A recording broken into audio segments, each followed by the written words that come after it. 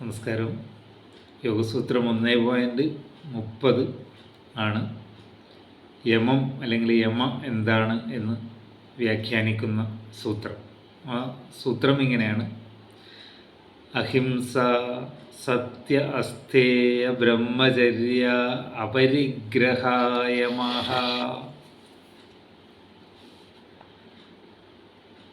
ഇത് personal ഡിസിപ്ലിനാണോ social ഡിസിപ്ലിനാണോ എന്ന സംശയം നമ്മൾക്കിത് കേൾക്കുമ്പോൾ തന്നെ ഉണ്ടാകാം. കാരണം ഇത് രണ്ടും പരസ്പരം ബന്ധപ്പെട്ടതാണ്. പേഴ്സണൽ ഡിസിപ്ലിനിൽ നിന്നാണ് സോഷ്യൽ ഡിസിപ്ലിൻ ഉണ്ടാവുന്നത്. വ്യക്തിപരമായ അച്ചടക്കത്തിൽ നിന്നാണ് സാമൂഹ്യപരമായ അച്ചടക്കം ഉണ്ടാവുന്നത്. അതുകൊണ്ട് രണ്ടും ഒന്ന് തന്നെയാണെന്ന് വേണമെങ്കിൽ നമുക്ക് പറയാം. അഹിംസ എന്ന് പറഞ്ഞാൽ നമുക്കറിയാം, വാക്കുകൊണ്ടോ മനസ്സുകൊണ്ടോ പ്രവൃത്തി കൊണ്ടോ മറ്റൊരു ജീവിയെ ഉപദ്രവിക്കാതിരിക്കുക എന്നതാണ്. അഥവാ നമ്മൾ ഉപദ്രവിച്ചുവെങ്കിൽ അത് നിരന്തരം നമ്മുടെ മനസ്സിൽ വൃത്തികൾ ഉണ്ടാകും. അതാണ് അതിൻ്റെ തത്വം. അതാണ്. അല്ലെങ്കിൽ അത് നമ്മുടെ ഉപബോധ മനസ്സിൽ എപ്പോഴും തങ്ങി നിൽക്കും. നമ്മളൊരു തെറ്റായ ഒരു കാര്യം ചെയ്തിട്ടുണ്ടെങ്കിൽ അത് നമ്മുടെ മനസ്സൊൈര്യം ഇല്ലാതാക്കും.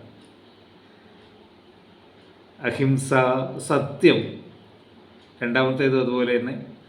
നമ്മളൊരു കള്ളം പറഞ്ഞിട്ടുണ്ടെങ്കിൽ പിന്നെ 100 കള്ളം അത് ശരിയാക്കാൻ വേണ്ടി പറയേണ്ടി വരും. എന്ന് മാത്രമല്ല, അത് നമ്മുടെ ഉപബോധ മനസ്സിൽ എപ്പോഴും തങ്ങി നിന്ന് ചിത്തവൃത്തി ഉണ്ടാക്കി അതും നമുക്ക് സ്വൈര്യം കെടുത്തുമെന്നതാണ് യാഥാർത്ഥ്യം. അഹിംസ സത്യ അസ്ഥേയ എന്ന് പറഞ്ഞാൽ മോഷ്ടിക്കാതിരിക്കുക, അല്ലെങ്കിൽ മറ്റുള്ളവരുടെ മുതലിൽ ആഗ്രഹിക്കാതിരിക്കുക.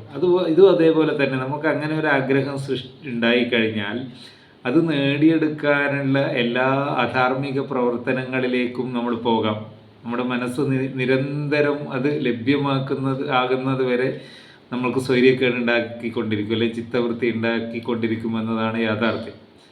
അഹിംസ സത്യസ്ഥേയ ബ്രഹ്മചര്യ, ഇത് തെറ്റിദ്ധരിക്കപ്പെട്ട ഒരു വാക്കാണ്. ബ്രഹ്മചര്യ എന്ന് പറഞ്ഞാൽ പ്രകൃതി നിയമത്തിൽ ചരിക്കുക എന്നേ അർത്ഥമുള്ളൂ. പ്രകൃതിയിലൊരു നിയമമുണ്ട്, അതുപ്രകാരം പ്രവർത്തിക്കുക എന്നേ അർത്ഥമുള്ളൂ.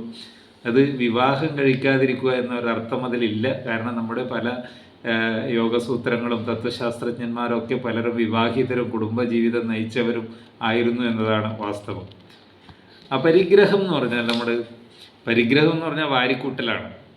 ആവശ്യമില്ലാത്ത സ്വത്തുക്കളായാലും ഏതൊരു സാധനവും നമ്മൾക്ക് ആവശ്യമുള്ളത് മാത്രം പ്രകൃതിയിൽ നിന്ന് ഉപയോഗിക്കുക. അതാണ് അപരിഗ്രഹം എന്ന് പറഞ്ഞാൽ. നമ്മൾക്ക് എന്താണോ ആവശ്യം അത് മാത്രമേ നമ്മൾ പ്രകൃതിയിൽ നിന്ന് ഉപയോഗിക്കാൻ പാടുള്ളൂ. വേണ്ടാത്തത് ഉപയോഗിച്ച് പ്രകൃതിയെ നശിപ്പിക്കുകയോ അല്ലെങ്കിൽ അനാവശ്യമായ സമ്പത്ത് കൂട്ടിവെക്കുകയോ ഇതിനൊന്നും ആവശ്യമില്ല എന്നാണ് ഇത് പറയുന്നത്. അപ്പോൾ ഇത്തരത്തിലുള്ള വ്യക്തിപരമായ അച്ചടക്കം, സെൽഫ് ഡിസിപ്ലിൻ ഉണ്ടായാൽ മാത്രമേ നമുക്ക് സോഷ്യൽ ഡിസിപ്ലിനിൽ എത്താൻ സാധിക്കൂ. അപ്പോൾ അച്ചടക്കം തുടങ്ങേണ്ടതൊരു വ്യക്തിയിൽ നിന്നാണ്.